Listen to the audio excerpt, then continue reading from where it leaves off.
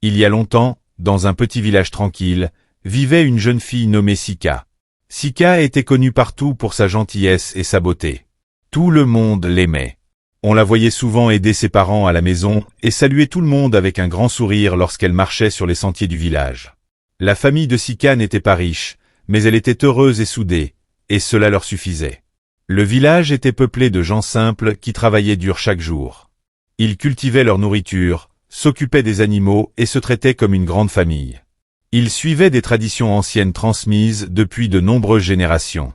L'une de ces traditions était un festival annuel organisé pour honorer les esprits de la terre. Tout le monde attendait ce festival avec impatience, car il était rempli de musique, de danse et de festins. Parmi les habitants, Sika se distinguait par sa chaleur et son grand cœur. Elle avait une façon unique de mettre les gens à l'aise, et beaucoup d'enfants du village l'admiraient. Les anciens la louaient souvent pour son bon comportement et son respect envers les autres. Mais bien que la plupart des gens l'admiraient, tout le monde n'était pas heureux pour elle. Il y avait 3 filles dans le village, nommées Ada, Bissi et Afi, qui n'aimaient pas Sika. On les voyait souvent ensemble, chuchotant et riant entre elles. Elles enviaient la popularité de Sika et l'attention qu'elle recevait des autres. Dans leur cœur, une jalousie silencieuse grandissait de jour en jour. Bien que Sika soit amicale et essaie toujours de les inclure, elle faisait semblant d'être ses amies tout en la détestant en secret. Ses sentiments d'envie les poussèrent à élaborer un plan pour lui nuire. Elles décidèrent de tirer parti de la gentillesse de Sika, qu'elle considérait comme sa faiblesse, pour la piéger. Un après-midi ensoleillé, les 3 filles approchèrent Sika alors qu'elle ramassait du bois près de chez elle. Elles la saluèrent avec de grands sourires, faisant semblant d'être ses meilleures amies. « Sika, as-tu entendu parler du grand festival qui arrive ?» demanda Ada avec excitation. Sika sourit et hocha la tête. « Oui, j'adore le festival, mais mes parents pensent qu'il vaut mieux que je reste à la maison cette année. »« Oh, c'est tellement triste, » dit Bissi en faisant la moue. « On espérait vraiment que tu viendrais avec nous. » Afi, approuvant d'un signe de tête, ajouta. « Ce ne sera pas pareil sans toi, Sika. Tu devrais venir. On sera tout ensemble. Ce sera tellement amusant. » Sika hésita, regardant le tas de bois qu'elle tenait dans ses bras. Elle avait toujours voulu assister au festival avec des amis, mais elle ne voulait pas désobéir à ses parents. Quelques jours avant le grand festival, les parents de Sika se préparaient à rendre visite à un parent dans un village voisin. En faisant leur bagage, sa mère remarqua que sa fille passait plus de temps avec Ada, Bissi et Afi, ces 3 filles qui avaient soudainement commencé à se montrer amicales. Sa mère, troublée par cet intérêt inattendu, prit Sika à part et lui dit doucement. « Sika, ma chérie, fais attention. Tout le monde qui te sourit n'est pas forcément ton ami. Je sais que ces filles passent plus de temps avec toi, mais il y a quelque chose d'étrange à ce sujet. » Sika sourit et balaya les inquiétudes de sa mère. « Maman, elles sont juste gentilles. Elles ne veulent pas de mal.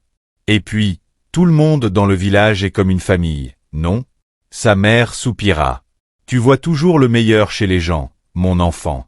Mais souviens-toi de rester prudente. Et s'il te plaît, ne va pas au festival. Il se tient dans le village voisin et il n'est pas sûr de voyager seul. » Son père hocha la tête, confirmant les paroles de sa mère. « Écoute ta mère, Sika. Nous te donnons quelques tâches à accomplir pendant notre absence. Cela te permettra de rester occupé et de ne pas être tenté d'y aller. » Sika promit de rester à la maison. Ses parents la serrèrent fort dans leurs bras avant de partir, lui laissant une liste de tâches et une mise en garde. Bien qu'elle ait prévu de suivre leurs souhaits, une partie d'elle rêvait de voir l'excitation du festival. Le lendemain matin, alors que Sika balayait la cour, Ada, Bissi et Afi arrivèrent. Elles s'approchèrent d'elle avec de grands sourires. « Sika, nous sommes venus te chercher pour t'emmener au festival, » annonça Ada. Sika secoua la tête. « Je ne peux pas y aller. Mes parents m'ont demandé de rester à la maison et ils m'ont donné des tâches à faire. »« Oh, ne t'inquiète pas pour ça, » répondit Bissi en agitant la main. « On va t'aider à faire les tâches. Comme ça, tu seras vite prête et tes parents ne sauront jamais rien. » Sika hésita, regardant son balai. « Je ne sais pas. Ils m'ont dit que ce n'était pas sûr. » Afi avança avec un sourire chaleureux. « Nous serons avec toi tout le temps, Sika. C'est dans le village voisin, mais nous resterons ensemble et rien de mauvais ne t'arrivera. Fais-nous confiance. Ces mots rassurèrent Sika. Elle avait toujours rêvé d'aller au festival avec des amis, et son cœur fut touché par leur gentillesse. L'idée de passer une journée remplie de musique, de danse et de rire était difficile à refuser. D'accord, dit-elle enfin. Je viens avec vous. Mais nous devons d'abord finir toutes mes corvées. Les filles acceptèrent avec enthousiasme, et ensemble, elles se mirent au travail pour accomplir la liste de tâches de Sika. Derrière leur rire et leur bavardage, elles cachaient leur jalousie. Mais Sika, de son côté, ressentait un doux sentiment d'amitié. Elle croyait sincèrement que ses filles voulaient passer du temps avec elle. Une fois les corvées terminées, elles partirent pour le village voisin. Sika pensa brièvement aux avertissements de ses parents, mais les chassa vite de son esprit. Après tout, ses amies étaient là, et elles avaient été si gentilles de l'aider. Sika et les 3 filles prirent la route vers le festival, l'excitation dans l'air. Elles riaient et bavardaient en chemin. Pour Sika, c'était une expérience entièrement nouvelle. Elle n'avait jamais quitté son village, ses parents l'ayant toujours gardée près d'eux. Mais maintenant, entourée de ses amis, elle se sentait courageuse et libre. Le soleil brillait tandis qu'elle traversait des champs ouverts, longeait des arbres et suivait des sentiers sinueux. Le cœur de Sika battait de plus en plus vite à chaque pas, exaltée à l'idée de découvrir un nouvel endroit et de rencontrer de nouvelles personnes. Ada, Bissi et Afi marchaient devant, se retournant de temps en temps pour lui adresser des sourires chaleureux, comme si elle la guidait dans une grande aventure. Après un moment, elles arrivèrent à une grande rivière sombre qui coupait leur chemin. L'eau était calme, presque immobile, avec une atmosphère mystérieuse flottant dans l'air. Sika observa la rivière avec curiosité, se demandant pourquoi l'endroit semblait si silencieux. Ada, Bissi et Afi s'avancèrent sans hésitation, posant prudemment leurs pieds sur les pierres qui traversaient la rivière. Elles ne dirent rien à Sika à propos de la règle étrange de la rivière, car elles n'avaient aucune intention de la protéger au retour. Sika, qui n'avait jamais vu cet endroit auparavant, ignorait que traverser cette rivière portait un danger caché. Une légende disait que la rivière était gardée par une sirène qui exigeait une offrande de chaque voyageur à leur retour. Ceux qui ne laissaient pas de nourriture en offrande étaient entraînés dans l'eau par la sirène et disparaissaient à jamais. Les 3 filles connaissaient bien cette règle, ayant déjà traversé la rivière plusieurs fois, mais elles gardèrent le silence, prévoyant d'utiliser cette connaissance contre Sika. Sika les suivit en traversant les pierres, avançant avec précaution pour garder son équilibre. Elle observa avec fascination la beauté étrange de la rivière et le calme apaisant qui l'entourait. Une fois de l'autre côté, elle poussa un soupir de soulagement, excitée d'être plus proche du festival. Lorsqu'elles arrivèrent au village voisin, les yeux de Sika s'écarquillèrent d'émerveillement. Le festival était plus animé et coloré que tout ce qu'elle avait vu auparavant. Des étals bordaient les chemins, remplis de nourriture, de friandises et d'artisanat. Des musiciens jouaient joyeusement, et les gens dansaient dans des espaces ouverts, leur rire remplissant l'air. L'odeur de nourriture grillée et de fruits sucrés flottait tout autour. Sika sentit son cœur se remplir de joie en regardant autour d'elle. Elle était reconnaissante envers ses amis de l'avoir amenée ici, et ses yeux brillaient d'excitation devant tant de merveilles. Elle ne s'était jamais sentie aussi libre. Alors que les 4 filles parcouraient le festival, quelque chose d'inattendu se produisit.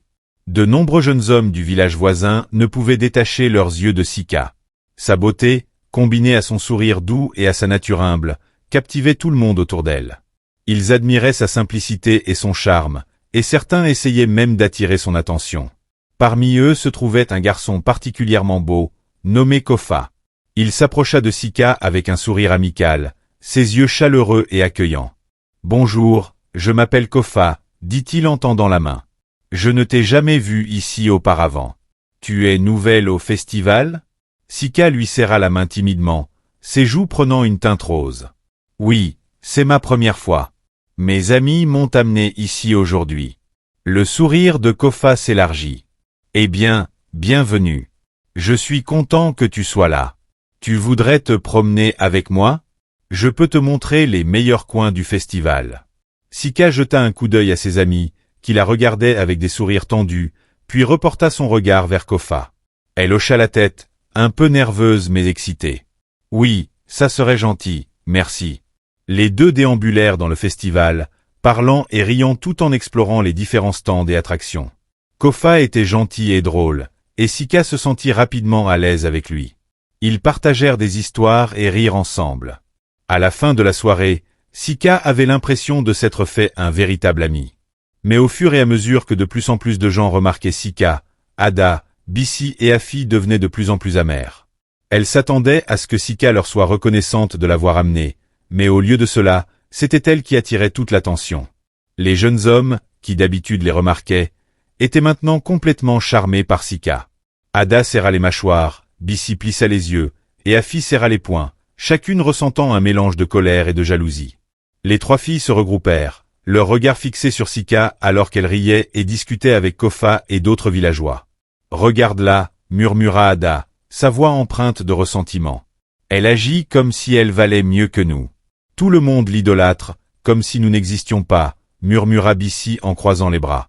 Afi lança un regard noir à Sika, au loin. « Peut-être qu'il est temps de lui rappeler qu'elle n'est pas si spéciale, après tout, » ajouta-t-elle. Les trois filles échangèrent des regards sombres, leur jalousie s'intensifiant. Elles savaient que Sika ignorait la règle de la sirène concernant l'offrande de nourriture au retour, et elles avaient décidé de ne pas l'en informer. Pour elles, c'était l'occasion parfaite de se débarrasser d'elle une bonne fois pour toutes. Pendant ce temps, Sika, inconsciente de l'amertume qui gagnait le cœur de ses amis, riait, dansait et célébrait avec Kofa et les autres villageois. Elle était plus heureuse que jamais, convaincue d'être entourée de personnes sincères qui tenaient à elle, sans se douter qu'un complot se tramait dans l'ombre. Au fil de la journée, Ada, Bissi et Afi peaufinèrent leurs plans. Tandis que le cœur de Sika débordait de joie, le danger se rapprochait doucement mais sûrement. Dans l'euphorie du festival, Sika se laissait emporter par l'excitation. Elle allait de stand en stand, un sourire indélébile sur le visage, entourée de rires, de musique et de décorations éclatantes. Pendant un instant, elle oublia complètement l'avertissement de ses parents. C'était une journée de liberté et de bonheur comme elle n'en avait jamais connu. Mais soudain, en se retournant pour admirer les danseurs, elle se figea. À l'extrémité de la foule, ses parents se tenaient là, le visage sombre et plein de colère. Son cœur se serra. Elle comprit qu'elle avait de gros ennuis. Avant qu'elle ne puisse fuir, leurs regards se croisèrent, et son père s'avança vers elle d'un pas décidé. « Sika !» La voix de sa mère transperça le tumulte du festival. « Que fais-tu ici ?» Sika baissa la tête, honteuse. « Maman, papa, je suis désolée. Je ne voulais pas vous désobéir. » Sa mère soupira, la prenant à l'écart, loin des regards curieux des villageois. « Nous t'avions fait confiance pour rester à la maison. Nous t'avions dit de ne pas venir ici. Mais te voilà, ignorant nos avertissements. Réalises-tu à quel point ce lieu est dangereux ?» ajouta son père. « Tu aurais dû nous écouter et rester à la maison. Maintenant, rentre immédiatement. Cet endroit n'est pas pour toi. » Sika hocha la tête, les yeux baissés. Elle se sentait coupable. Elle n'avait pas voulu décevoir ses parents, mais l'excitation du festival et la chaleur de ses amis l'avaient rassurée. À ce moment-là, Ada, Bissi et Afi arrivèrent, jouant les inquiètes. « Oh, Sika, ça va ?» demanda Ada avec une fausse compassion. « Oui, ses parents sont là », chuchota Bissi en ricanant. Les parents de Sika ignorèrent les filles et se concentrèrent sur leur fille. « Rentre tout de suite, Sika, et ne fais pas de détour », avertit son père. « Oui, papa », répondit-elle d'une voix douce et triste. Ses parents la regardèrent partir avec les filles avant de retourner chez leurs proches, encore contrariés mais espérant qu'elle tirerait une leçon de cette expérience. Les trois filles, quant à elles, échangèrent des regards complices et satisfaits. Elles savaient que Sika ne connaissait pas la règle de la rivière, et elles étaient prêtes à profiter de sa vulnérabilité. En silence, elles préparèrent chacune une petite portion de nourriture pour l'offrir à la sirène, veillant à ce que Sika ne s'en aperçoive pas. Elles agissaient comme si tout était normal. Sika, le cœur lourd, jetait des regards en arrière, accablée par la culpabilité. Elle voulait seulement rentrer pour racheter son erreur.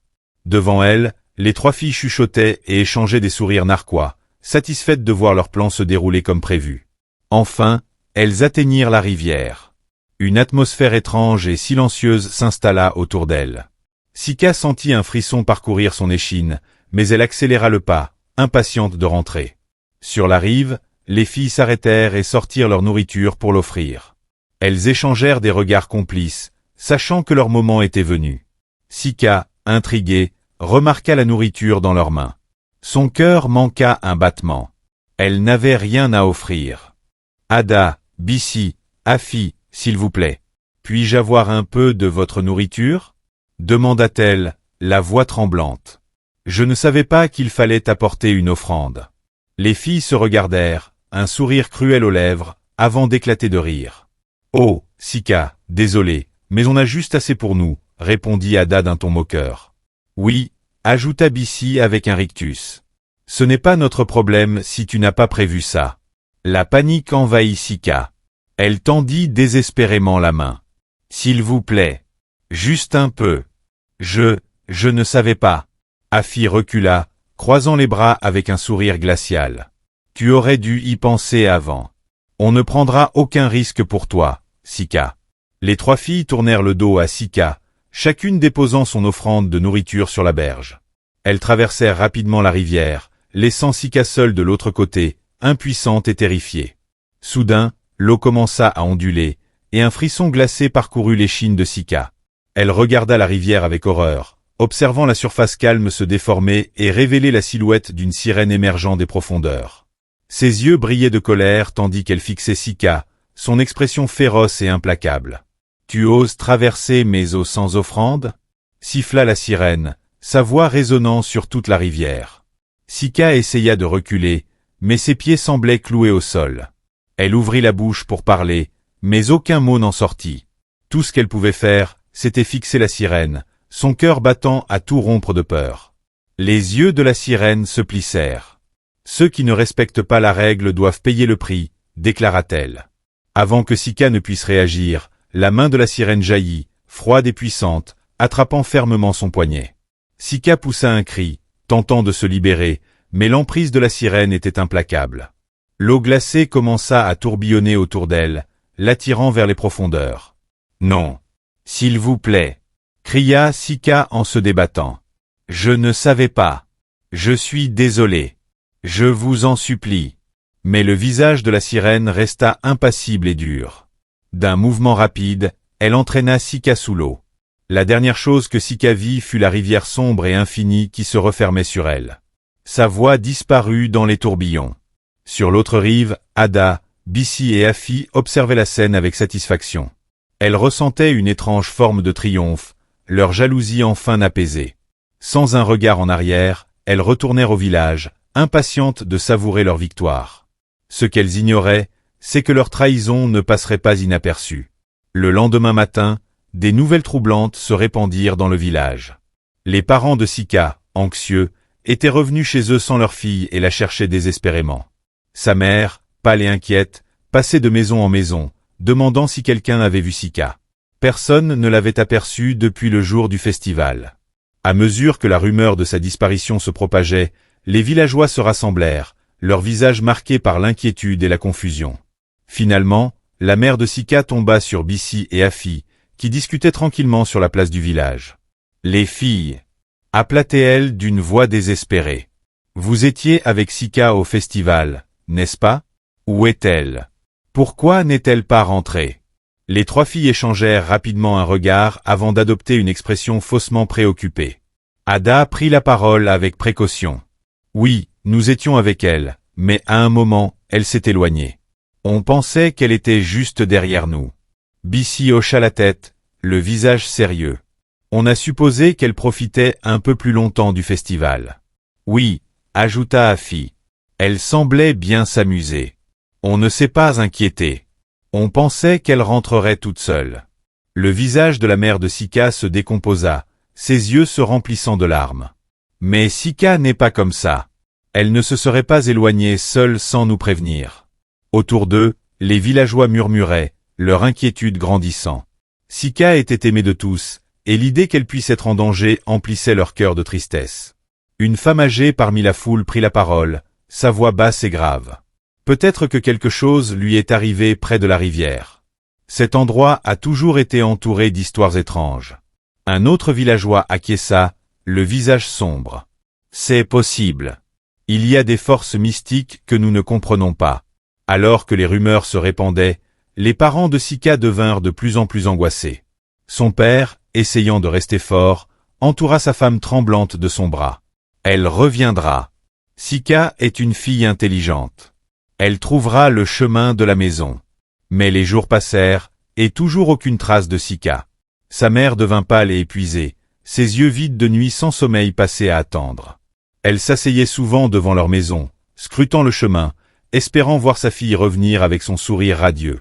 Mais chaque nuit se terminait en larmes, Sika demeurant introuvable. Pendant ce temps, Ada, Bissi et Afi continuaient leur vie comme si de rien n'était. Feignant de partager la tristesse du village, elles offraient des paroles réconfortantes aux parents de Sika, participaient aux recherches et parlaient d'elle en termes chaleureux. Mais au fond d'elles, elles se réjouissaient, appréciant l'attention nouvelle des jeunes hommes du village. Cependant, à mesure que les rumeurs grandissaient, un malaise insidieux s'installa en elles. Un jour, elles décidèrent de retourner à la rivière pour s'assurer qu'aucune trace de leur trahison ne subsistait. En arrivant sur la rive, elles scrutèrent les eaux sombres et silencieuses, se rassurant que leur secret était bien enfoui. Mais un son doux attira leur attention. Perché sur une branche au-dessus de la rivière, un petit perroquet chantait une mélodie triste et obsédante. Les filles s'arrêtèrent, écoutant attentivement. Un frisson glacial leur parcourut le corps lorsqu'elles comprirent les paroles que l'oiseau chantait. Le chant du perroquet semblait faire écho à leurs actions, chaque ligne de sa mélodie funèbre révélant des morceaux de la terrible vérité sur ce qu'elles avaient fait à Sika. Les filles se regardèrent, horrifiées, réalisant que si quelqu'un entendait la chanson du perroquet, leur secret serait découvert. Sans un mot, Ada, Bissi et Afi prirent une décision rapide. Elles ramassèrent des pierres sur la rive et commencèrent à les lancer sur l'oiseau, désespérées de le faire taire pour toujours. Le perroquet battait des ailes et esquivait, mais finalement, l'une de leurs pierres atteignit sa cible, et la chanson du perroquet s'arrêta brusquement. La petite créature tomba dans un silence complet, disparaissant dans les ombres des arbres. Les filles poussèrent un soupir de soulagement, convaincues d'avoir effacé la dernière trace de leur secret. Mais le destin n'avait pas dit son dernier mot. Les jours passèrent, et les parents de Sika continuaient leurs recherches sans relâche, leur espoir s'amenuisant, mais leur amour pour leur fille restant aussi fort que jamais. Chaque jour, ils parcouraient les chemins du village, appelant son nom et demandant à tout le monde s'ils avaient vu un signe d'elle. Ils ne recevaient que des regards pleins de pitié et des hochements de tête tristes, mais ils continuaient de chercher, refusant d'abandonner. Un soir, alors qu'ils rentraient chez eux, le cœur lourd, un faible son attira leur attention. C'était le doux gazouillement brisé d'un petit perroquet, caché dans les buissons au bord du chemin. Ses plumes étaient éparses, et il semblait faible, luttant pour rester debout. Les parents de Sika s'arrêtèrent, surpris de voir un oiseau dans un tel état. Ils se penchèrent pour regarder de plus près, et, à leur grande surprise, l'oiseau se mit à parler d'une voix tremblante. Le perroquet chanta une mélodie triste et obsédante. Sa mélodie, remplie de chagrin et de douleur, devint peu à peu plus claire. Les parents de Sika écoutèrent avec un choc grandissant alors que l'oiseau leur racontait tout ce qu'il avait vu près de la rivière. À travers sa chanson brisée, le perroquet révéla comment Ada, Bissi et Afi avaient conduit Sika à travers la rivière, sachant parfaitement la règle de la sirène, mais lui cachant la vérité. Il leur expliqua comment, au retour, les trois filles avaient préparé de la nourriture comme offrande pour elles-mêmes, mais avaient délibérément refusé d'en donner à Sika lorsqu'elle les avait suppliées de l'aide. La chanson peignait un tableau vivant de la façon dont Sika avait supplié leur bonté, mais n'avait reçu en réponse que des rires cruels avant que les filles ne s'éloignent, la laissant seule affronter la colère de la sirène. Les parents de Sika ressentirent un flot de colère et d'incrédulité en écoutant. Ils peinaient à croire ce qu'ils entendaient. Ils avaient toujours pensé qu'Ada, Bissi et Afi étaient des amis de leur fille, n'imaginant pas qu'elles étaient capables d'une telle trahison. Les larmes remplissaient les yeux de la mère de Sika, qui s'imaginait la peur et l'impuissance de sa fille à ce moment-là. Le père de Sika serra les poings, son cœur rempli de chagrin et de rage. Le perroquet, voyant la douleur sur leur visage, se força à parler à nouveau. « J'ai tout vu. Sika est perdue sous la rivière, emportée par la sirène à cause de la méchanceté de ses filles. Mais il se peut qu'il y ait encore une chance. Suivez-moi jusqu'à la rivière. Si vous avez le courage, il y a peut-être un moyen de la sauver. » Les parents de Sika échangèrent un regard déterminé, leur chagrin se transformant en résignation. Ils ne laisseraient pas leur fille. Peu importe l'impossibilité de la tâche, ils feraient tout pour la ramener. Essuyant ses larmes, la mère de Sika hocha la tête, et le père posa une main réconfortante sur son épaule. Ensemble, ils suivirent le perroquet, qui les guida à travers le village et le long du chemin menant à la rivière. Lorsque le trio atteignit la rive sombre et silencieuse, les parents de Sika se tinrent face à l'eau profonde et calme. Ils ressentirent une peur glaciale, mais leur amour pour leur fille était plus fort que toute appréhension. Ils s'agenouillèrent sur la rive, appelant la sirène d'une voix tremblante. Grande sirène de la rivière, nous vous prions. Rendez-nous notre fille. Elle est notre unique enfant, notre joie et notre lumière. Nous ne pouvons pas vivre sans elle. Ayez pitié. Un long moment passa dans le silence. Puis, des ondulations se répandirent sur l'eau, et une silhouette émergea lentement des profondeurs. La sirène, avec ses cheveux sombres flottants et ses yeux perçants, fixa les parents avec une expression froide. À ses côtés, dans un silence profond et une expression vide, se tenait Sika. Son visage était fatigué, marqué par le poids de sa servitude. Elle semblait absente, comme si son esprit avait été brisé. « Votre fille est à moi maintenant, » dit la sirène froidement. « Elle a traversé mes eaux sans offrande, et maintenant, elle me sert. C'est la loi de la rivière. » Les parents de Sika tombèrent à genoux, suppliant. « S'il vous plaît, nous vous en supplions. C'est notre unique enfant, et nous ne pouvons pas vivre sans elle. Nos cœurs ne peuvent supporter cette perte. Ayez pitié. » La sirène inclina la tête, réfléchissant à leurs paroles. Après un moment, ses lèvres se courbèrent en un sourire faible, presque cruel. « Si vous voulez vraiment la récupérer, vous devez prouver la profondeur de votre amour. Traversez cette rivière sans aucun soutien, sans pont, sans bateau, sans aide. Si vous réussissez, je la libérerai. Mais si vous échouez, vous resterez ici, lié à moi, tout comme elle. » Les parents échangèrent un regard effrayé. Ils savaient combien la rivière était profonde et dangereuse, et le défi semblait impossible. Mais ils étaient prêts à tout essayer pour sauver leur fille.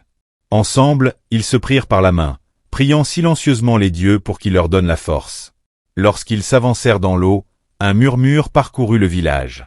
La nouvelle de leur épreuve s'était répandue, et de nombreux villageois s'étaient rassemblés pour observer. Alors que les courants tentaient de les emporter, les parents, soutenus par leur amour, avancèrent pas à pas. À un moment critique, un vent doux mais puissant balaya la rivière, stabilisant leurs pas. Ce miracle permit aux parents d'atteindre l'autre rive. Touchée par leur dévotion, la sirène hocha la tête. « Votre amour a prouvé sa véracité. Je libère votre fille. » Avec un geste, Sika fut libérée de sa servitude. Elle courut dans les bras de ses parents, en larmes, enfin réunis. Les villageois acclamèrent, célébrant ce retour miraculeux.